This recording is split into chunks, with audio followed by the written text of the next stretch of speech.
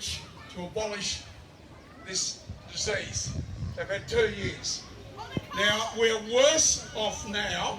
There are more cases now than there was a year ago. So you failed miserably. You have no right now or justification to continue on with this draconian measures. And between Shane and I, we've got 75, nearly 80 years of being members of Parliament. And I was in a government that stopped you from doing things. But I was never in a government that forced you to do something.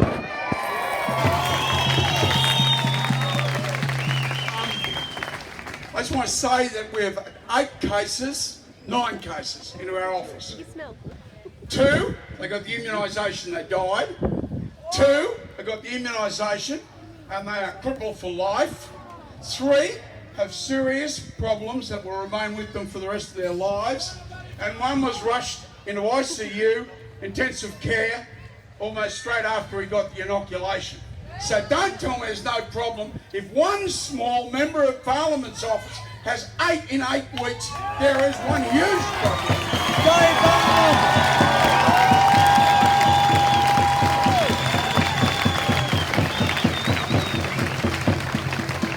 And finally, second finally,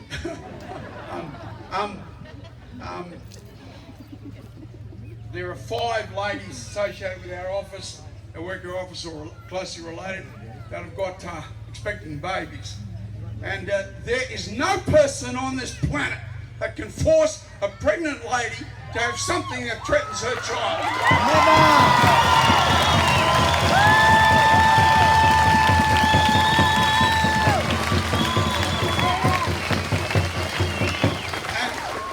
And finally, the 2 greatest commentators on human rights in world history, I think, the great jurist in America, Oliver Wendell Holmes.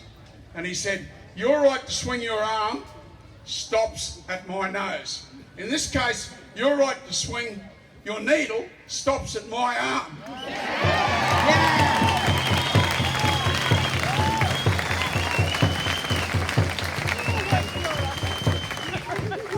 And Thomas Jefferson said, men are born free and equal.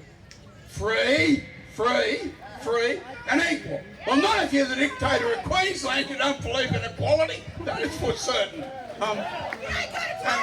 And you have a right to life, liberty, and the pursuit of happiness. Well, you have the right to choose what life means. And there's very serious evidence out there that your chances of being in ill health for the rest of your life, or in fact dying, and I'll conclude on that note. One of my closest mates, captain of my football team in Cloncurry for about 10 years, he got the jab, he was rushed to intensive care immediately, and he was on life support. So God bless you all for standing up. And look, we are Australians. We are Australians. We are Australians.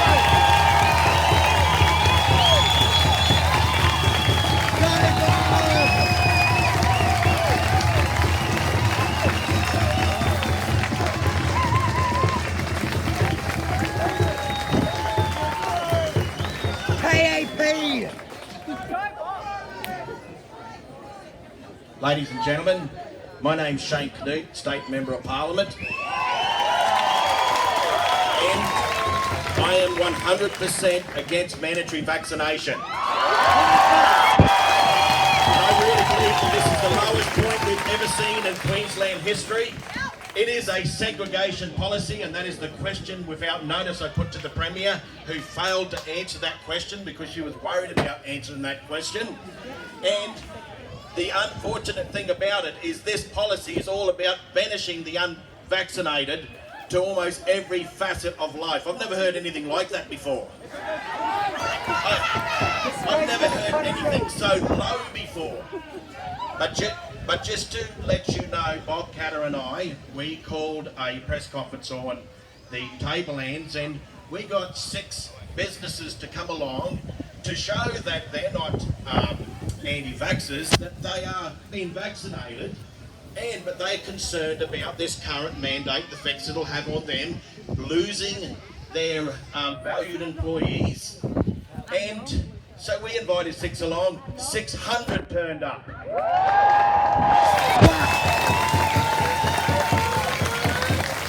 those 600 that turned up, they were the vaccinated and the unvaccinated, and they were there because they were saying that we have had a gutful, this is undemocratic, this has crossed the line, this is going too far, and we want them to throw this out. And could you imagine what those who jumped out of the trenches and died for this country, can you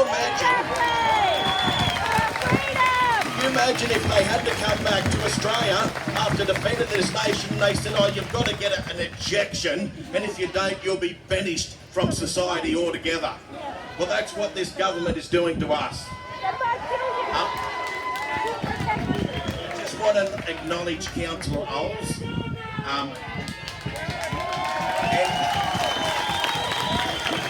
I heard that he's left his party, and that's what true representation is about. It's not about political career, it is about representation of the people at all costs.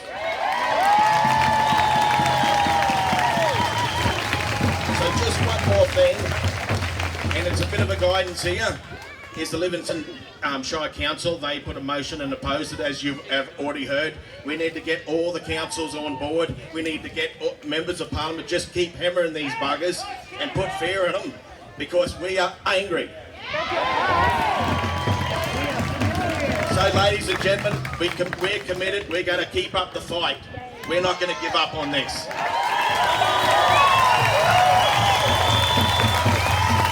Thank you, God, thank you, Shane. I'm going to tell you one member of parliament who did not think it was appropriate to come today. Our Cairns incumbent, Michael Healy. So if anyone feels like writing an email, I will hand out his email address. Not appropriate. No, there's a speaker's corner at 1 p.m. Oh, 2 more kids. How old?